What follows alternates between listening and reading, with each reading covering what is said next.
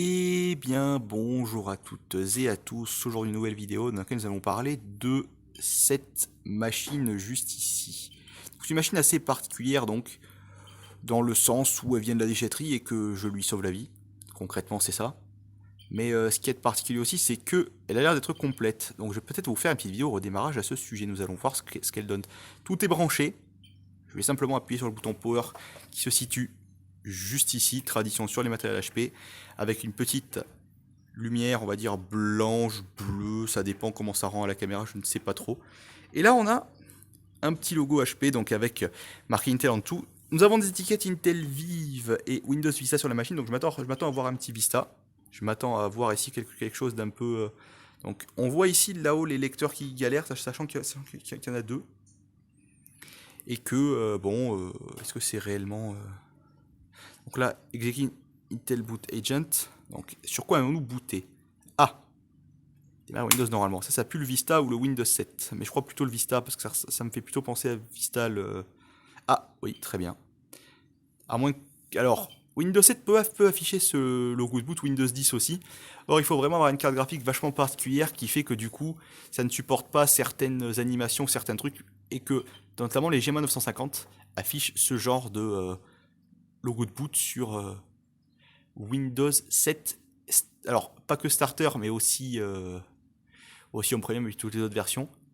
Et sur Windows 10, la LTSC, souvent elle m'affiche ça. Donc c'est assez intéressant à savoir. Donc là, ça tente de booter visiblement. Entrer en économie d'énergie. Ou alors l'ordinateur redémarre, je ne sais pas trop. Je pense savoir ce que c'est. Ah, j'ai pas eu assez de temps. Je vais rappuyer ici. Voilà. Je vais essayer d'aller en BIOS avec F10. Vous voyez que j'appuie ici sur F10. F10 Setup. Et je pense que c'est une... Ah non, pourtant la pile semble bonne. Peut-être que le mode SATA ici n'est pas le bon, on va se mettre en RAID. On va essayer de voir parce que des fois ça peut être ça. Parce que tout à l'heure, j'ai allumé une fois, j'ai vu qu'il y a marqué RAID, je me suis dit tiens c'est bizarre, la pile est plus bonne.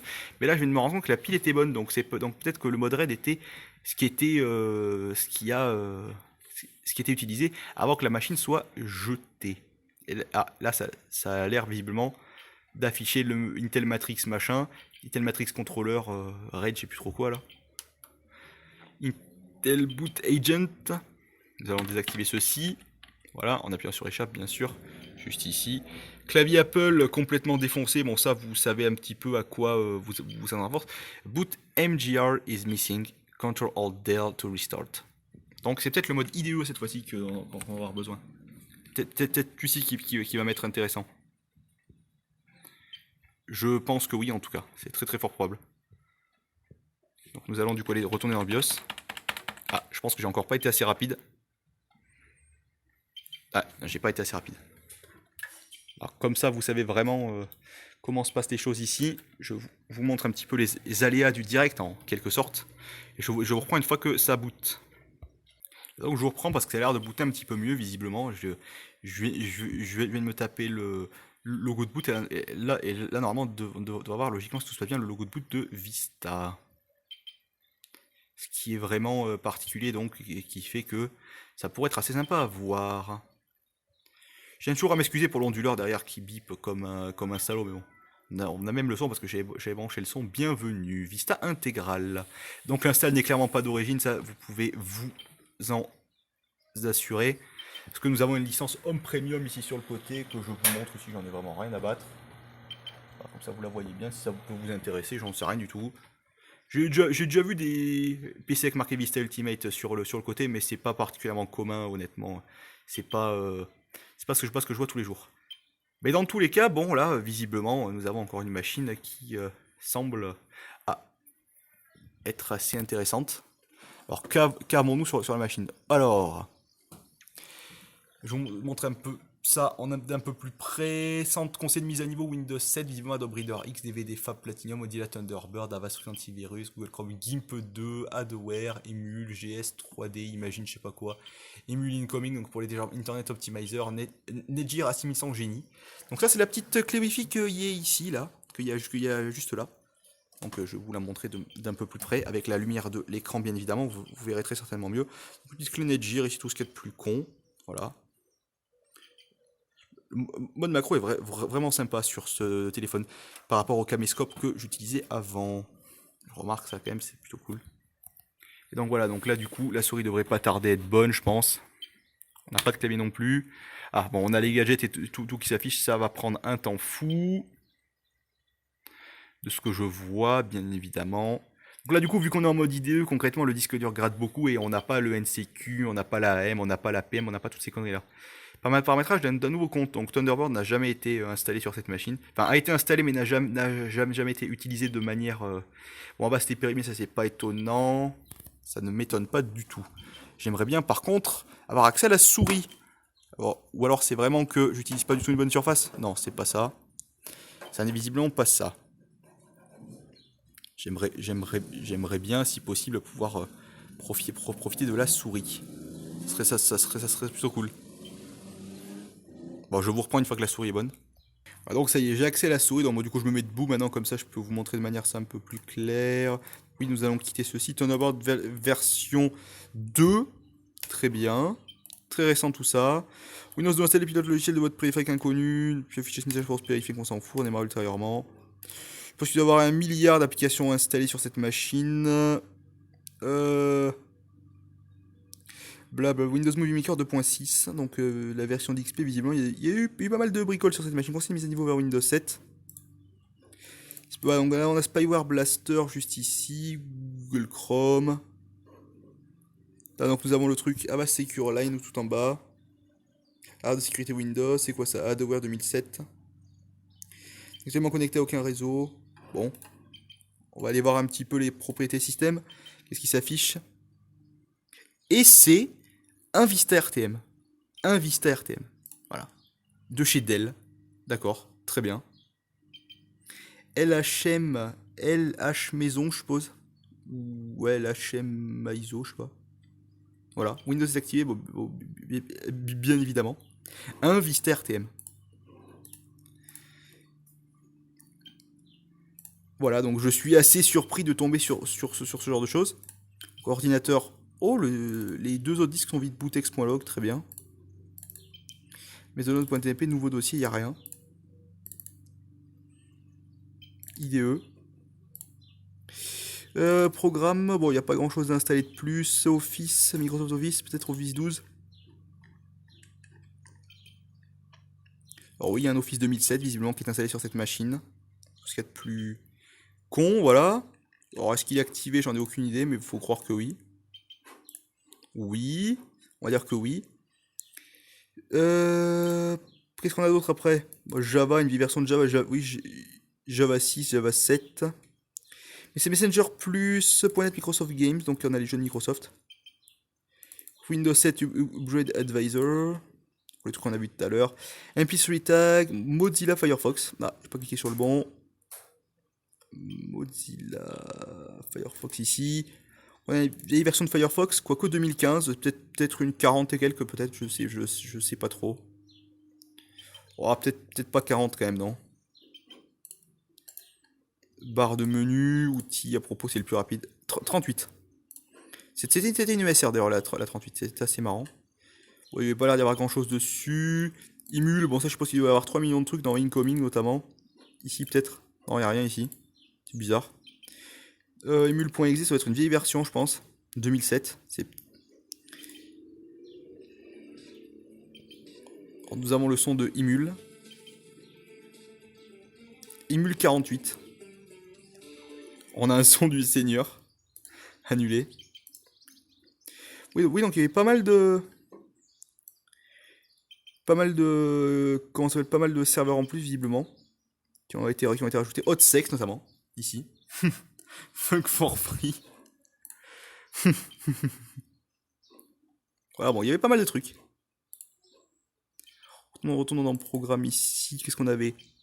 En Google Chrome, est-ce que c'est vraiment nécessaire de le montrer? Oui, on va dire que oui. Si on part du principe que oui, normalement, ça devrait être bon.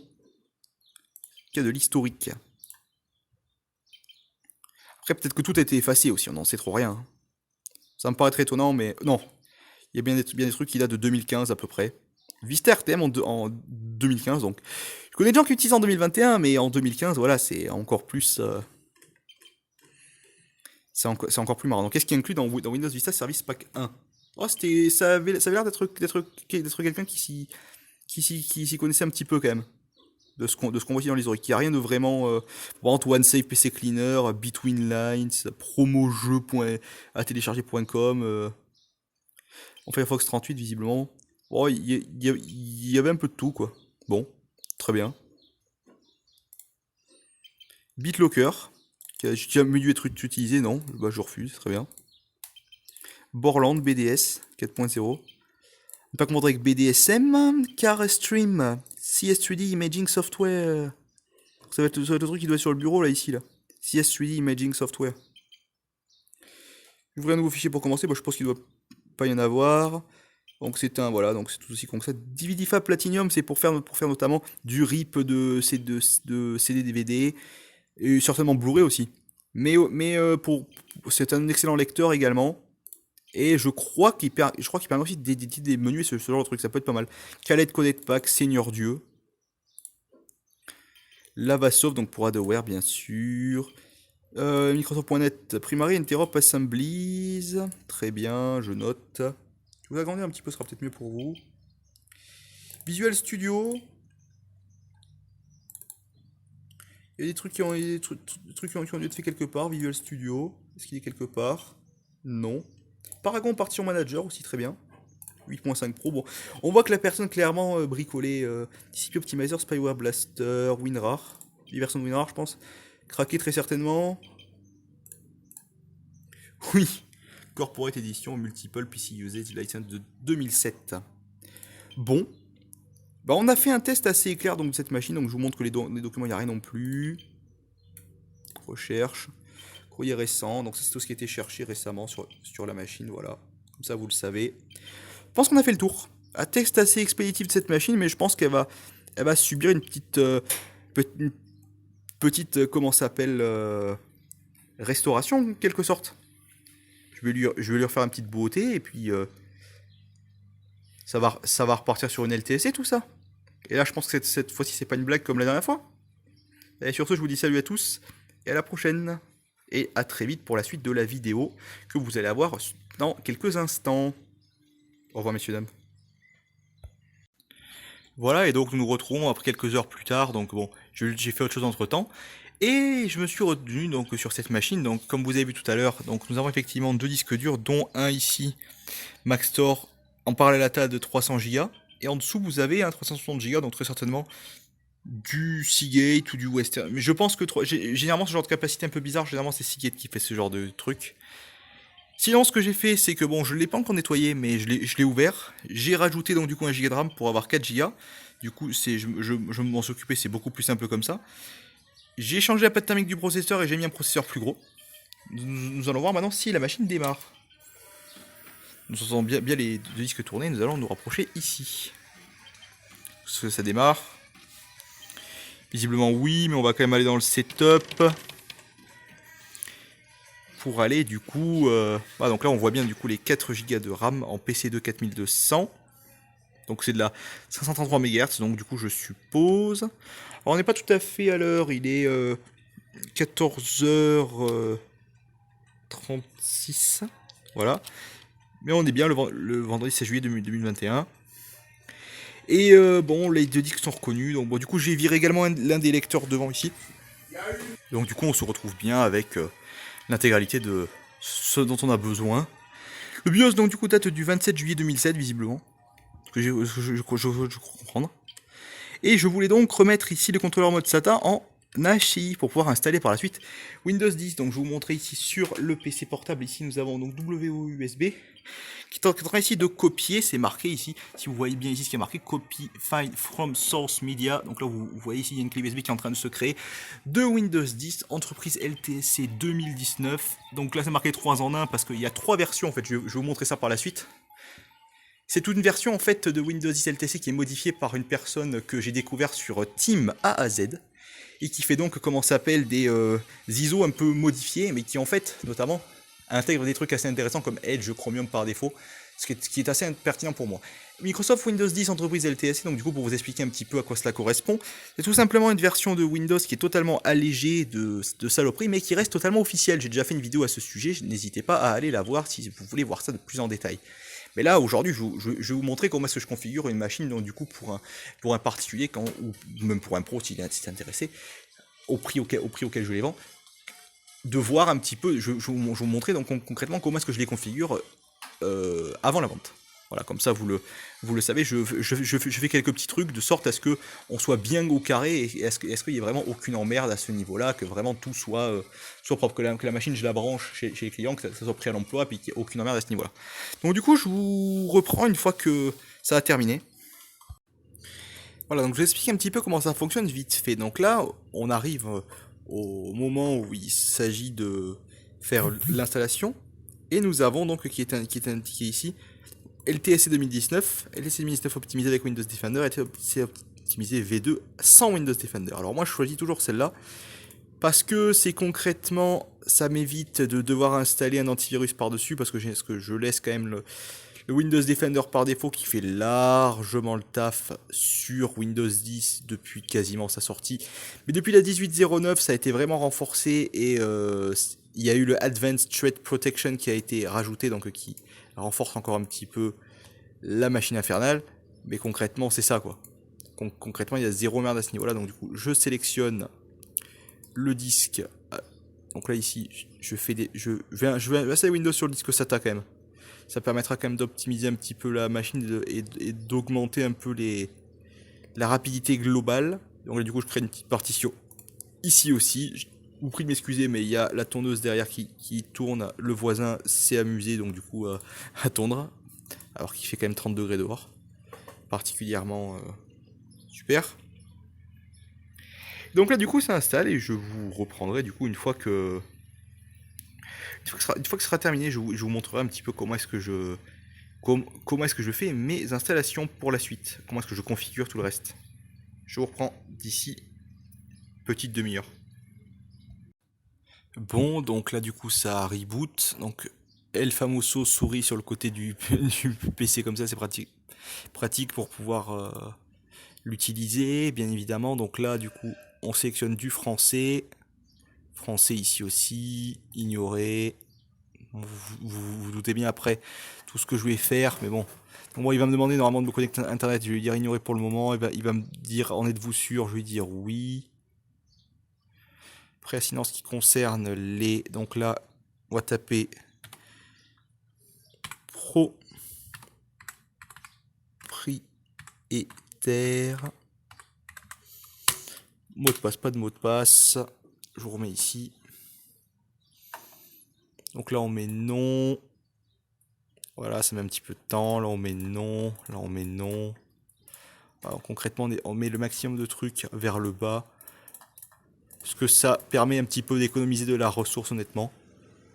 Ce que j'ai pu remarquer. Et là, après, du coup, bon, il y a la fameuse méthode du contrôle Alt-Sup pour que ça aille plus vite, mais j'ai souvent remarqué que c'était pété, donc je préfère attendre maintenant que ça se fasse tranquille. Et je vous reprends donc après pour l'installation des applications. Voilà, donc après avoir connecté la machine internet, maintenant je vais aller voir si les mises à jour se mettent bien à se lancer par ici. Donc on va aller dans mise à jour et sécurité. Lancer une recherche de mise à jour, donc on va aller aux options avancées, ce que je fais toujours ici, je coche Chelsea, je coche Chelsea, je coche Chelsea. Voilà. Définition de distribution, normalement c'est désactivé. Voilà, donc là c'était juste sur le réseau local, mais là moi je le désactive complètement. Ensuite, dans la barre des tâches, application active on vire, contact on vire. Et barre d'outils, voilà, donc il n'y en a aucune, voilà, et puis l'icône de recherche qu'on laisse dans cet état-là. Gestionnaire des tâches, on va toujours vérifier si la RAM est bien reconnue, ça va bien aux 4 Go. Voilà, normalement ça devrait être bon, mais on ne sait jamais. Donc là on a 3 Go 5 en l'occurrence qui sont reconnus, parce que matériel réservé 514 mégas. Pourtant ici derrière, si je vous montre un petit peu comment c'est foutu, on a bien, voilà, donc la carte graphique ici, qui est utilisé et non pas le VGA intégré qui se trouve juste par là. Voilà, comme ça vous le savez. Et donc bon, je me débrouillerai d'une manière ou d'une autre. Au pire des cas, j'utiliserai la vidéo intégrée, tant pis. 514 mégas, ça me fait un peu chier quand même. Bon, voilà, ce sont des choses qui arrivent. Au pire des cas, je mets un peu plus de RAM, je mets une barrette de 2, comme ça fait l'impression qu'il y a un peu plus. Paramètres. Du coup, maintenant, ça, on a fait le tour dans les paramètres ici, maintenant.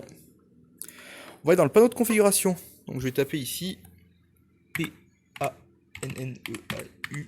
Voilà, de configuration. On va aller faire quelques petits trucs aussi.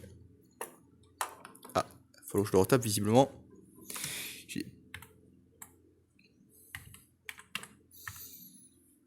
Voilà. Ouvrir. Catégorie, on va mettre grandes icônes. On va aller dans les options d'alimentation. On va mettre en performance optimale, modifier paramètres du mode. Jamais ici, voilà. C'est vraiment tout con. Ça permet un petit peu d'accélérer la machine dans certains cas. Donc du coup, comme je vous ai dit, ici on a Edge qui est préinstallé, ce qui n'est pas le cas sur toutes les LTSC normalement. Ensuite, donc maintenant qu'on a fait ceci, je vais aller ici dans les bibliothèques, on va aller dans disque local F. Et je vais aller chercher, donc je suis allé installer le pilote de la carte Wi-Fi, parce qu'il est présent sur la LTSC, mais là on a une version plus optimale, qui permet que ça fonctionne un peu mieux. Je vais chercher maintenant donc les Microsoft Activation Script, Microsoft Activation Script 1.4, all-in-one version, donc du coup on va lancer ceci. Maintenant on va gérer ça au clavier, donc on va faire oui. Là on fait 2 pour Hardware ID activation. Donc ce sont des scripts d'ailleurs qui sont disponibles sur GitHub, ce qui est assez intéressant. Microsoft héberge des logiciels permettant du code permettant de faire des activations automatiques de Windows. En l'occurrence le Hardware ID, ça permet au serveur Microsoft de savoir que l'ordinateur est activé, que la configuration en elle-même, tant qu'elle ne bouge pas, est activée par la LTSC, enfin pour la LTSC, ce qui est assez particulier. Alors on voit un petit peu ce qu'il fait ici. Pendant que ça fait ça, je vais aller ici voir maintenant, un peu plus loin, ici on a non, pas celui-là, Snappy Driver Installer, x64 s'il vous plaît. Donc oui, je veux bien. Ça, on le laisse par contre, ce genre de truc-là, c'est un petit peu plus sympa de l'avoir quand même. Là, il tente de faire l'activation, ça se fait assez rapidement. Donc là, on met réseau privé, réseau public, oui. Ça pose pas de soucis de toutes les manières, puisque c'est quelque chose qui ne sera jamais représenté où que ce soit pour la machine. J'ai l'impression qu'on est en train d'installer les pilotes graphiques là d'ailleurs. De ce que je crois qu'on... Oui, c'est ça. Le curseur paraît petit, il a installé les pilotes graphiques. Ce qui n'est pas quelque chose que je voulais particulièrement, puisque là, de ce que je vois, il galère un peu. Voilà, c'est bon, ça fonctionne. Super, donc ça on ferme. Donc il me propose d'arriver à la 2400 Pro, mais c'est tout. En fait, il m'a pas proposé d'autres pilotes, donc je pense que tous les pilotes sont installés. Et il a installé un pilote récent de la carte, donc il n'y a pas de souci à ce niveau-là. C'est-à-dire une 2400 Pro et non pas une 2350, c'est assez cool. Bon, ça change pas grand-chose, mais bon. D'ailleurs, ça me fait penser en faisant ça ici, là, en faisant jouer avec les animations. Ce PC, ordinateur, propriété système. Tout en bas. Je voudrais bien information système. Comment on fait pour y accéder déjà? Information système, c'est juste là, ici, en haut. Paramètres du système avancé, ici. Donc moi, généralement, j'ai tendance à décocher. Donc, pic. Ça, je laisse. Ça, j'enlève. Non, ça, je laisse. Ça, j'enlève. Ça dégage, ça dégage, ça dégage, ça dégage. Voilà. Il en reste 1, 2, 3, 4, 5 de cocher. Comme ça, vous voyez un peu comment est-ce que je fais ça. Modifier les paramètres. On va aller changer le nom aussi, tiens. On va aller appeler la machine autrement. C'est vraiment mieux le truc sur le côté du boîtier. On va l'appeler HP. HP Tower.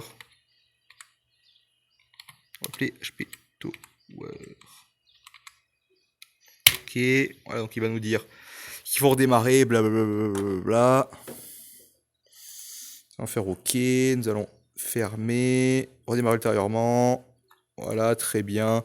On a fait notre taf à ce niveau-là. Donc maintenant, on va aller sur Microsoft Edge. Et on va aller télécharger les petits trucs dont je me sers habituellement. Donc bon, ça après, pour l'installation, c'est aussi con que ça. Bon, il nous propose quelques trucs à propos de Edge, mais je mets généralement je mets toujours non et minimaliste. En ce qui concerne l'apparence du navigateur, donc ça met un petit peu de temps. Edge, c'est pas parfait. Par contre, en ce qui concerne la vitesse du chargement des pages, c'est assez impressionnant, ça marche mieux que Google Chrome. Honnêtement, ça marche plus Google Chrome. Donc prise en main, minimaliste, confirmé, continuer sans se connecter. Voilà, là ici on fait j'accepte. Et on va maintenant taper LibreOffice. Donc c'est le premier truc que j'installe généralement, LibreOffice. Vous allez voir que pour un corps de duo à 2 Go 6, ça se passe assez rapidement quand même. Donc d'ailleurs ils nous disent que LibreOffice 7.2 va sortir dans pas longtemps. J'en m'en fous pas mal, mais comme ça on le sait. Je m'en fous, je prends toujours la version 7.1.4 ici. Bon, c'était 7.1.3 que j'utilisais avant, bon c'est pareil. On va chercher maintenant 7zip sur le site officiel, parce que nous ne sommes pas une bande de crétins. Download.exe, voilà, pareil, il va me le récupérer. VLC. On va essayer d'aller sur le site de Vidéolan, le premier site, donc qui, je rappelle, VLC, c'est une application française, pour ceux qui ne le savent pas, du coup, voilà, vous le savez maintenant.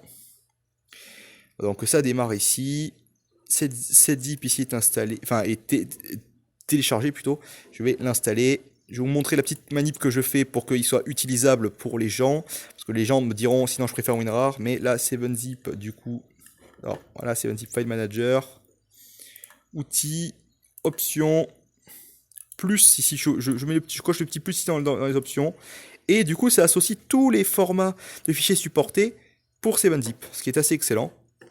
Ensuite, alors Sumatra PDF. Voilà. J'ai l'impression que je suis un peu la tremblote au niveau de la souris. Voilà, donc il faut aller chercher le dernier, donc Kowalczyk, je sais pas trop quoi pour info, Christophe Kowalczyk. C'est ce que j'ai l'impression de voir ici. Donc après, Sumatra PDF juste ici. Si ça veut bien, bien évidemment. Ouais, en fait, j'ai l'impression que je remonte volontairement, enfin, sans faire exprès, plutôt la souris, enfin, merde, comment ça s'appelle? La caméra, je veux dire, putain, je suis vraiment à la masse aujourd'hui.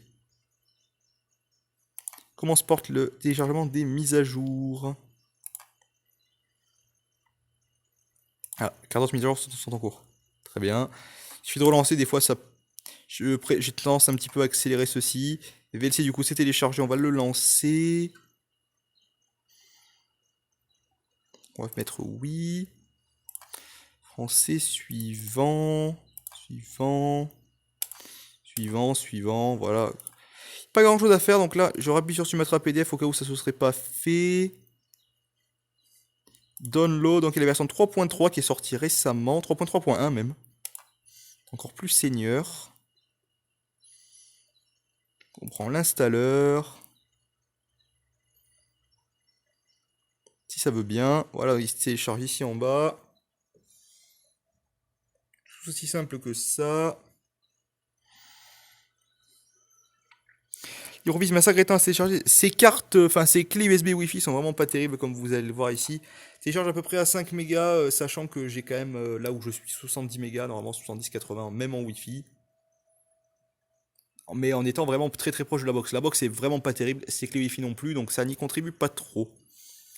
Les Fast 5330B de Bouygues Telecom sont vraiment des box à chier, pour être honnête avec vous. Parce que oui, là où je suis, nous sommes en VDSL2 Bouygues Telecom, ce qui n'est absolument pas terrible, mais bon, ça fait la blague. Donc Sumatra, c'est téléchargé ici en bas. Allons faire oui. Voilà, après il me demande quelques petits trucs. Je suis option ici, permettre à Windows Desktop Server, permettre à... Il y a eu une mise à jour du coup il y a vraiment pas longtemps, je vais le mettre par défaut ici pour le PDF. Parce que j'aime bien que les applications soient par défaut, comme ça au moins les gens n'ont pas à bricoler comme des cons pour tout faire. VLC, je le lance toujours une première fois. Pour cocher les deux petites cases qui sont ici, voilà, comme ça la personne n'a pas à y toucher et ne sait pas. Et si jamais elle ne sait pas ce que c'est, comme ça au moins on est clair. Soumettre un PDF, c'est lancé derrière. Ça va, la machine est plutôt réactive. C'est à ce moment, généralement quand je fais ce genre de choses que je me rends compte que ça va. Donc lecteur de PDF par défaut, on ferme ici la fenêtre. Et voilà, donc du coup on voit que la machine est relativement réactive. On peut s'amuser également à voir aussi dans les performances ici si les fréquences sont les bonnes. Voilà, donc 2 Go 6 ici maximum. Et là ça aussi, voilà, donc là on est monté à 2 Go 56 parce que la machine était un peu plus sollicitée, mais ça remonte, ça redescend, c'est exactement comme ça devrait être. Il n'y a aucun souci à ce niveau-là. Du coup maintenant, ce que je vous propose, c'est de patienter du coup jusqu'à ce que LibreOffice soit installé. Je vous reprends tout à l'heure. Ouais, donc là du coup on se trouve vraiment avec la dernière étape de la vidéo. Donc du coup comme ça vous savez que je fais pas non plus tant de choses si particulières que ça. Donc, nous allons installer LibreOffice maintenant. On se retrouve un petit peu plus tard. Bon, il est quand même 21h, tout à l'heure il était quand même 5h, 6h. Mais bon là j'ai quand même un petit peu avancé du coup sur d'autres projets. Donc là je fais personnaliser ici. Suivant. Compose optionnel, je coche tout. Microsoft Word, je coche. Chargé pendant le démarrage du système, je coche aussi. Et voici, donc concrètement on a fait tout le tour de ce qui est installation d'application. Et il reste un dernier petit truc que nous allons aller télécharger, c'est OpenShell. Qu'est-ce qu'OpenShell? C'est vraiment tout con si vous voulez le savoir. Donc je vais vous montrer donc sur le premier lien ici GitHub. C'est en gros la suite de Classic Shell donc qui permet en gros de faire un menu démarrage un petit peu plus à la Windows 7, ce qui est vachement plus sympathique pour les gens. Et concrètement, j'ai pu le remarquer plusieurs fois parce que les gens m'ont dit que c'était compliqué d'utiliser le menu démarrage de Windows 10. Donc là, clairement, avec ce genre d'application-là, ils sont vraiment pas du tout emmerdés. Donc ça se télécharge assez vite, ça pèse 7 petits mégas. Donc c'est pas particulièrement lourd non plus. Voilà, il n'y a vraiment pas de souci à ce niveau-là. Par contre, bon, c'est particulièrement long à installer LibreOffice quand même. Vous voyez ici la LED du disque dur qui est un peu faiblarde. Là, par exemple, je vous prends un exemple tout con, là elle est allumée.